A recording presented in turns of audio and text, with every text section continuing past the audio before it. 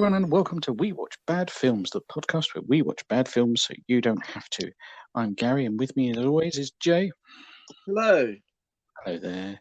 If you want to follow us on socials, as the cool kids do these days, you can on Twitter at We Watch Bad Films. We're also on Instagram at We Watch Bad Films. And because we're so up to the minute, we've got an email address. Yes, an email address, which is wewatchbadfilms@gmail.com. Feel free to sling us ideas of films we should watch, or just tweet us stuff about other bad films you've watched. Speaking of stuff we've watched, Jay, watched anything good lately? I went to the cinema for the first time since we went to watch Tenet over a year ago. Wow. And I went to the BFI in London on the South Bank, and I watched, this is in French, so I may get this wrong, Incendies, which is a Denis Villeneuve from 2010. Incendies is French for fires. Denis Villeneuve, if people don't know who he is, you know who he is, Gary, don't you? Yes, loads of great films. Sicario, Arrival, one of my favourite films ever, and famously will helms the latest film version of Dune, which is imminent to our shores. Yeah, and I think he's sort of the new Christopher Nolan for 2021, because I imagine the studios are looking to Dune to be the savior of cinema for 2021, like Tenet was meant to be last year. But I love all of the films that he's done that I've seen, but there's a couple of his earlier ones that I have not seen, and so a few of his early films are in French, and for whatever reason aren't readily available online streaming services. And then the BFI I saw were doing a whole season of Denis Villeneuve films, and I thought, you know what? I'd like to see all of them, because actually there are none of his films apart from Blade Runner 2 that I've seen at the cinema. But I'd like to see one which I haven't seen yet, which is Incendies, and it was great. He's just brilliant. I think Denis Villeneuve, I've never seen a bad film of his. Yes, I agree. All great. I'll just do a very quick rundown of what it's about. It's about a brother and sister who are living in Canada, and their mother is imminently dying. That's not a spoiler. That is the story. And she leaves a very mysterious will, where she tells the siblings that they have to do. They have to look for their father, and they have to look for their brother. And the executor of the will says that you have to do this to the rather reluctant siblings. The sister is more, she's more interested in discovering the father and the brother. Her brother is not so interested. But it's about the sister's experience initially of going back to her mother's homeland, which is in the Middle East somewhere. It's not actually ever described where it is, but I think it's based on a novel, and I think it is the Lebanese Civil War.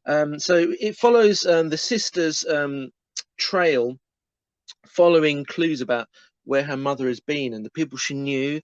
And then halfway through the film, the brother then arrives and he picks up the story. Needless to say, there are twists and turns and revelations.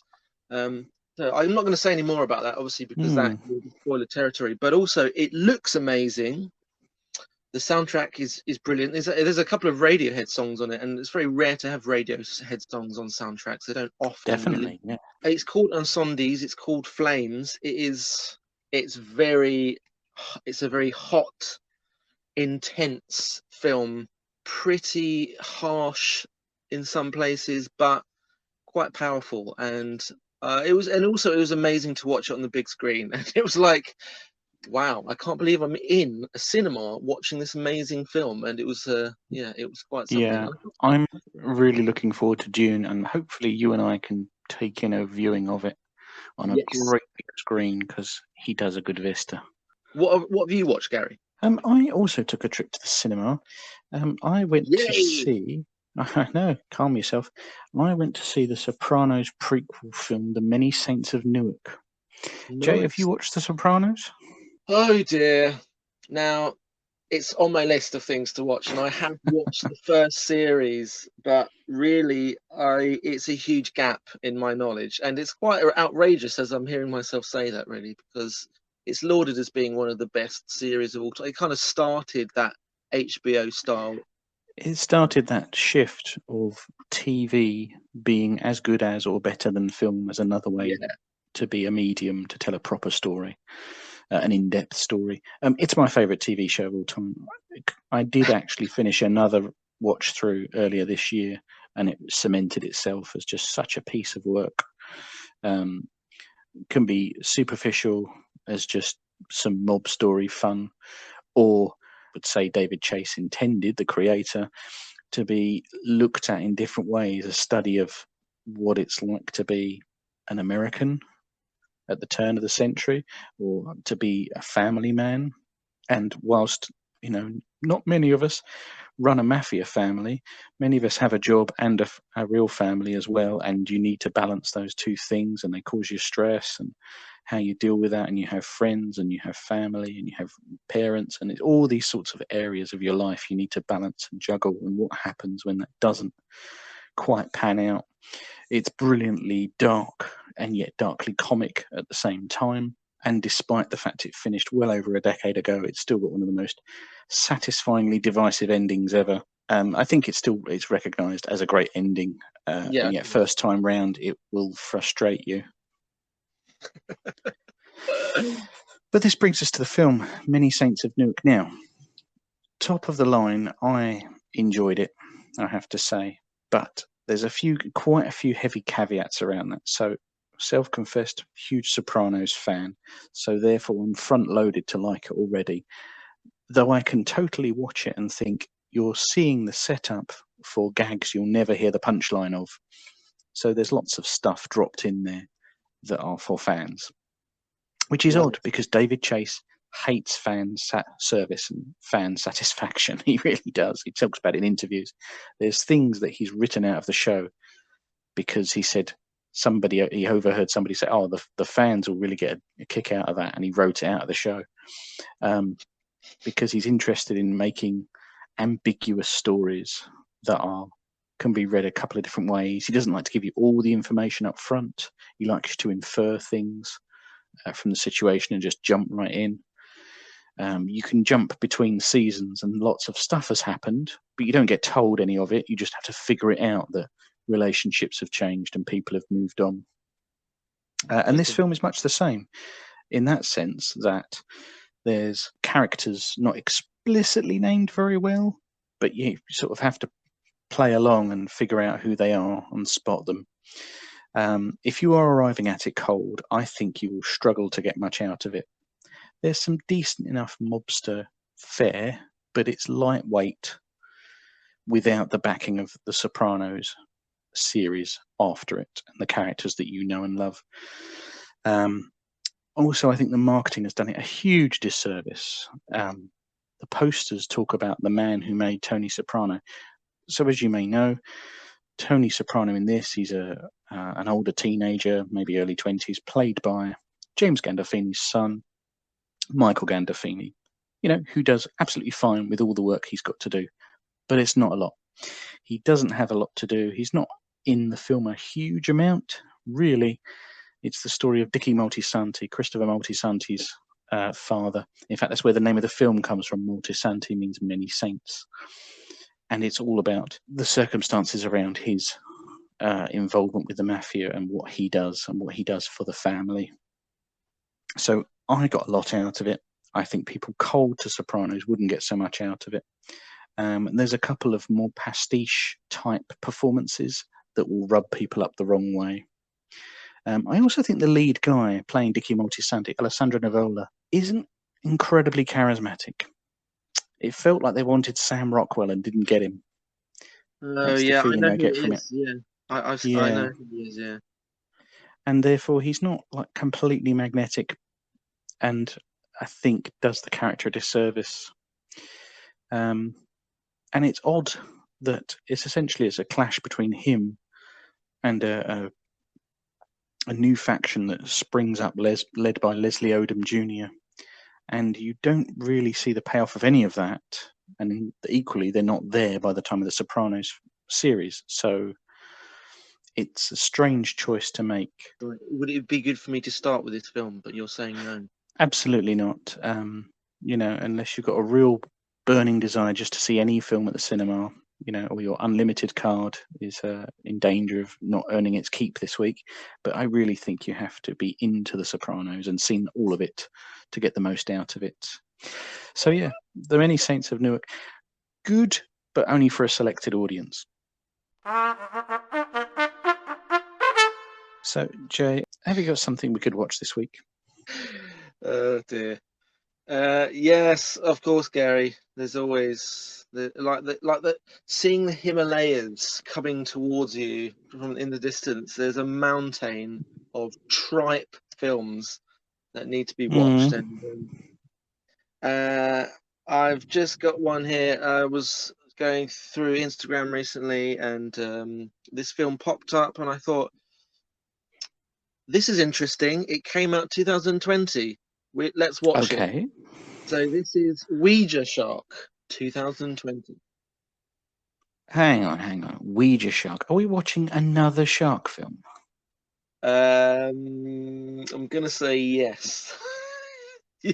So this adds to our full battery of Shark Attack 3, Cruel Jaws, of USS Indianapolis, Men of Courage, and arguably a bit of Plankton as well in our naval-based shark death films.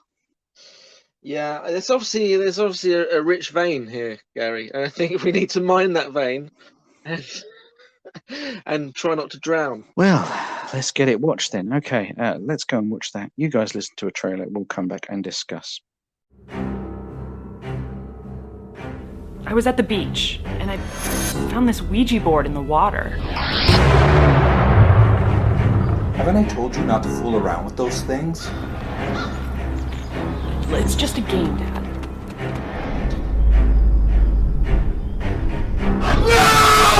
At least, I thought it was. What the hell is going on around here? Oh my god, is that a shark? Or a ghost? Well, there's something you don't see every day. I think we somehow summoned it out of the board. Why would anyone want to summon a shark?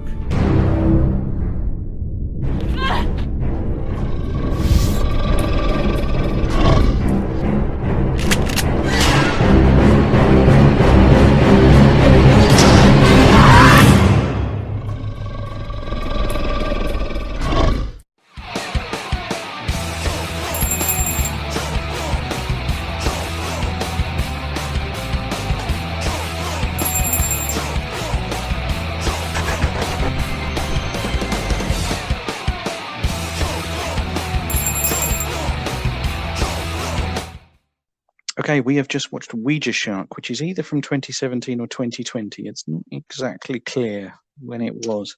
No, I think it was made in 2017, but was not released until 2020. That's what I've Sure. They were just waiting for the right audience, were they?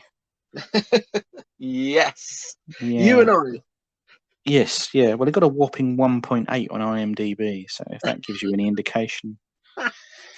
But briefly, to talk about a plot, if there is one, a group of girls have a house for the weekend for a party. One of the girls decides to bring a Ouija board that she found in a lake.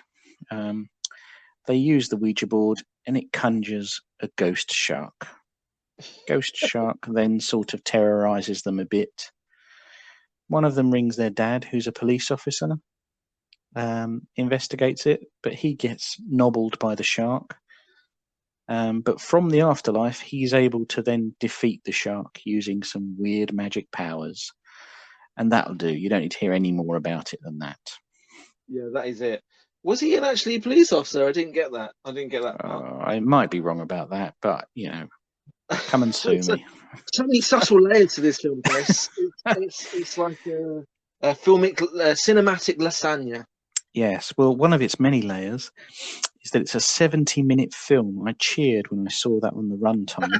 That's basically what did it for me as well, Gary. So I knew even if it was terrible, we'd only be wasting just over an hour of our lives. But at the same time, I was watching the time code. Nothing of interest happens until 8 minutes into the film. I would say 30 minutes myself. Well, something you could describe as plot, let's put it that way. Yeah. And the credits start to roll at 1 hour and 3 minutes. Brilliant. It's a whole chunk you don't need. Yeah, so when that happened, I was very, very happy because this film is dross.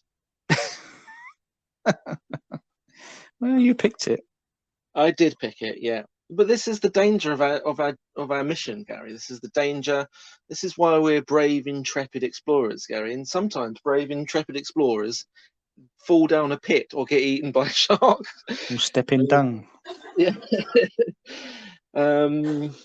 Yeah, this film just is so bad. And it's not just ineptly made, which is basically most of the films we watch. It kind of has this annoying knowingness to it, where it almost knows that it's bad, which is really, really winds me up when that happens. But it's a fine line. I couldn't quite tell, but it has a slight whiff of that. Yeah, I do know what you mean. I think the guy who made it knew it, but I don't know if the cast did. I think the cast were hoping that it might be a bit of a breakthrough for them. I think it's almost certainly been shot on a phone with no lighting whatsoever. It was depressingly not lit. It was like this meant to be filmed in the summer, I imagine. Basically, no one's really wearing very much, but everything looks grey, shadowy, cloudy, and cold because there's no lighting anywhere, and often they even just film, even if there's sunshine, they find the one shadow behind a tree or something. It just is so miserable. Yeah, I think that describes the whole experience, really. Where do we start with this? I'm thinking about a scene right near the beginning, and one of the girls arrives and said, "Oh, I hope there's no creepy old men around." She immediately starts perving on the middle-aged guy next door who's washing his car. We're then treated to like a 3-minute car wash sequence. Looking back on it, that scene has absolutely nothing to do with the rest of the film, right? What happens to the car wash man? Is he in the rest of the film? He's in it for ages, just washing his car, but he's not in the rest of the film at all. That's what I meant, yeah. Does he have anything to do? No. Oh, I bloody hate that when that happens. Because you're watching the film, you think, oh, there's this weird character and there's something's going on here. And you think, oh, that must pay off at the end. And then the credits roll and you've forgotten. Then we discuss it afterwards and you realise, oh, for God's sake, they weren't even meant to be in the film. It was a complete and utter deviation, cul-de-sac, dead end. Yeah, this is why I'm very confused by this film, because it seems a bit knowing, but also it's so bad, and tons of it doesn't make any sense. Like you just think, how could someone write this knowing what they're doing, knowing that they're writing about a film? Because it's so bad. Yeah, and yet the guy who wrote it has been in quite a few of his own little B movies, so it's not like first time nerves. He sort of has a handle on how these things work. Brett Kelly, I think. Yeah, Brett Kelly, but it's a pseudonym, right? Isn't it? I think he's got a pseudonym. Oh, actually, it's John Miliori I'm thinking of, who's one of the writers and ends up being the guy who gets taken into heaven, put in the sky. Oh, is that guy? That's that guy. He wrote it, yeah, and he's been in a bunch of... He wrote it? Yeah, he wrote it. The dad wrote it? Yes, the dad wrote it. God, and he's the worst thing in it. He's terrible. He is pretty bad. Hello? Daddy, it's me. Did I wake you? No, sweetheart. I'm working late tonight. Is something wrong? I don't know. Maybe I just had a terrible dream. Dreams can be a doorway to the unconscious mind. I've told you that before. his acting. I mean, this is saying something. His acting was the most wooden thing in this film, and it's mainly filmed in a forest, so there's a lot of wood. Field and Forest, and there's all the scenes around this house of theirs. Someone's house, someone on the crew's house. Oh, and the most miserable lake at the beginning. Yeah. I felt so uncomfortable watching that scene. They get this late teens, early 20 woman to strip off a bit and then do a bit of sunbathing. In the shade. In the shade, as you do, and then bump into a Ouija board in the lake. And this takes about 15 minutes. There's a whole section where she arrives in a car. She parks. This is the aforementioned 8-minute sequence. Yeah, exactly. Before the film actually starts. She gets out of the car. She walks through a forest. She walks down to the beach. She takes her top off. There's no tits, but she lies down and sunbathes, and then she gets up and she walks into the water. And this is all. There's nothing going on, but yet the music is like. It is heavy lifting in a way that I've never seen before.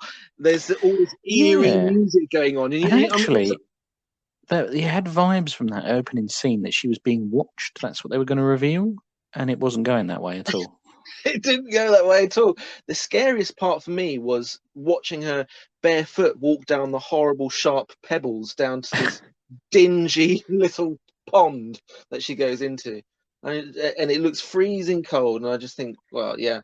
Well, if the shark doesn't get you, then you'll just probably either collapse with cold or hypothermia, or just want to sit down because you're not wearing flip flops. Yeah, rookie mistake. The whole thing. Going on to the Ouija board itself, who films a Ouija board scene where you can't see the letters? This is exactly what I thought. This is like your critical pivot, he's been able to watch the message be read out, but no, we film it so you can't see this because there's 8 hands, aren't there? There's 4 girls, 2 hands each on the planchette, and they're just all obscuring the Ouija board. Yeah, and the planchette is like the size of a surfboard. It's huge. And I'm pretty sure it's also a Starfleet uniform insignia. Yes. And the Ouija board is tiny. It's basically the size of a playing card, and it looks like it's made out of what's that really, really flimsy wood? Balsa wood. Yeah, it just looks pathetic. And then, like you said, whilst the camera's zooming into it, then you have this huge surfboard planchette flapping on top of it with 8 hands covering it, and the only time the camera ever does anything is when it zooms in to see this Ouija board, and you can't see it, can't see anything, can't see any letters. So yeah, it's just pathetic filmmaking. I wrote this down. I wrote the word pathetic probably about 10 times. Well, according to the IMDb trivia, it was filmed for $300 Canadian, and $200 of those dollars were spent on the shark effect. Oh dear. So talk to me about the shark, Jay. I mean, I've got to say, it is one of the worst. It's one of the worst special effects I think I've ever seen. It is basically, it looks like it's made out of foam. It looks like there's something that you'd buy in a pet shop for your dog to chew on, kind of in the shape of a shark, but yet filmed with this terrible, misty kind of glow around it, which is then plonked on using some sort of crappy software onto the actual film, and it sort of just appears and comes out, floats around. Yeah, floats around. There's a great scene. When I say great, I mean terrible. When it cuts to a girl, she's being chased, and she turns around and she looks at the forest behind her, and this stupid, glowing, flapping shark is hiding behind a tree. As sharks are known to do in the wild. It's so bad, and also it growls for some reason. Oh my god, is that a shark? Or a ghost?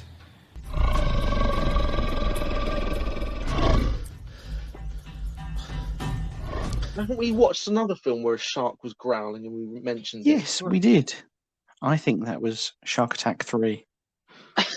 Oh God! Of course, that's the other one. Yeah. Yeah. Yeah. The effects are awful. The Yes. editing is awful. The filming is awful. The script. Do you know what? The script is terrible. And as I was watching it, I was thinking, I'm not even joking now. I'm not even exaggerating. It feels like it was written on the back of a napkin the day before. But there were some little bits in it where there were a couple of little jokes where it was like, oh, okay, it's kind of what people might behave like and say in those moments. And I thought, oh, okay, maybe this script could get a bit better. But then no. Basically there are loads of parts where nobody would ever say that. Nobody would ever behave like that. There's a scene where basically the lead woman, about 5 of her friends have been eaten, I think, by this shark, and she in the space of about 10 minutes meets a completely random guy. She makes jokes about sushi. It's like this is not how humans talk or behave. This is mad. It's difficult because the whole thing was just a complete shambles, and despite being 70 minutes, of which 50 minutes is actual film, I hated every second of it. And they had the nerve to invite Rolf fucking Harris to do a part as well. Yes. There's a scene where the mother of one of these girls, who we see just in one scene, approaches. I thought it was a postman, but actually, apparently it's a policeman. They've just stuck a police badge on him, and he looks like Rolf Harris. If you don't know who Rolf Harris is, Google him. Be careful with your Google search, though. Yeah, in fact, don't Google him. Forget that. If you don't know who he is, I'm afraid that's you. That's a closed door for you. Yeah, it really is. And I've written down Rolf Harris and Ronald McDonald. Because the mother looks like Ronald McDonald. She walks up to him with these big boggly eyes and this big curly red hair. And I thought, oh right, okay, we've gone psychedelic. Ronald McDonald's talking to Rolf Harris. How long has she been missing? A few hours? Oh, well, technically, she's not a missing person until she's been gone for 24. So you can't do anything? And Rolf Harris, he's not really Rolf Harris. No, it's not. He's quite the ringer for it, though. Really, really looks like him. It's really weird. But he's a police officer. I mean, that goes nowhere. Do you remember what it turns out the big bad is behind the shark? Do you mean the spoiler or the huge reveal at the end of this film? The thing that turns it from a shitty film into one of the most amazing comments on the political, social situation we're going through at the moment, Gary. Is that what you mean? Yep. Now, as far as I can tell, ghost sharks are a American-sponsored, I don't know what you'd even call it, a military operation under the control of a certain Donald J. Trump. Not named, of course. Yeah, but he's orange and he's the president. And yeah, and he has strange hair.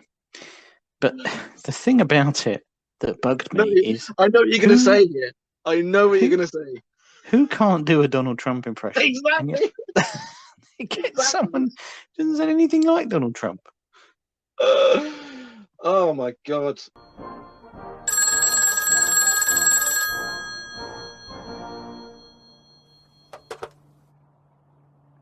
What is it? It's me. Mission accomplished. Everything on the eastern coast has been completed. The project appears to have been a success. Right. I got it. How did the experiment go? It's really, really, really important. The experiment went very well, sir. We can expect that very soon it can go worldwide. Excellent. Prepare phase 2 of Operation Ouija Shark. It's going to be huge. You fluffed it. You've decided to have Donald Trump as your main villain, and yet the voice actor sounds like your next door neighbor. It's so bad. It's so bad. This film is so bad. I'm so sorry, Gary. Oh God. I mean, I'm sure even you could do a better Donald J. Trump impression. I'm not going to ask you to do it, but Good. but It's not happening. that was quite funny. I can't tell whether it's laughing at itself or whether it's trying to be serious. And also, I can't tell whether the director is simply making this film just to make a quick buck, because there's something stinky about it. It's like if you do a really short, really low budget film and then you get it on one of these American streaming services or TV channels, you do a really misleading, pretty well executed poster for it. But it is a good poster, I would say. It is a good poster, and then in fact, I'm just looking at some of these other films that all got very similar, very good, very misleading posters. With Let me read out some other things. So the director is Brett Kelly. You believe it's a pseudonym. He has titles up his sleeve such as, are you ready for this? Jurassic Shark, yeah, Raiders of the Lost Shark. oh god, Yeah, he likes a shark film. I think he just likes a monster movie. Heavy Metal Werewolf. but it just smacks of. I suppose if you've only spent $300, basically you're always going to make a profit on a film like this if someone picks it up. And then obviously people are picking it up. People like you and I, and we're watching it. People may listen to this and watch it. You know, he's going to earn some money out of it, and it kind of it's like the opposite of The Room, where The Room is an absolutely crappy film made by a filmmaker who had no idea of how bad it was, but is pretending that he did know that it was funny and bad. Whereas this smacks of a film which was knowingly created as bad, and the filmmaker knows how bad it is, but is pretending that he doesn't. Yeah, I know what you mean. It sounds like he's the kind of guy who churns these out, and they're all bad. I mean, like you just said, I've just looked on his IMDb page. There's about 30 films on this page, and one, sometimes 2 or 3 a year. Yeah, he's not stopping for quality control, is he? No. The money's going on the posters by the looks of it, because the posters, generally speaking, are pretty good, pretty amazing. That's the film. That's the film I wanted. Go and check out Ouija Shark, the poster. It's a perfect poster. Yeah. For this sort of film. Yeah, it's very good. Did you write down any quotes, Gary? When he's killed by the shark, he says, "Oh no, I'm dead." That's a great little scene, actually. When I say great, it's not. It wouldn't be hard, really, to be better than the rest of this film.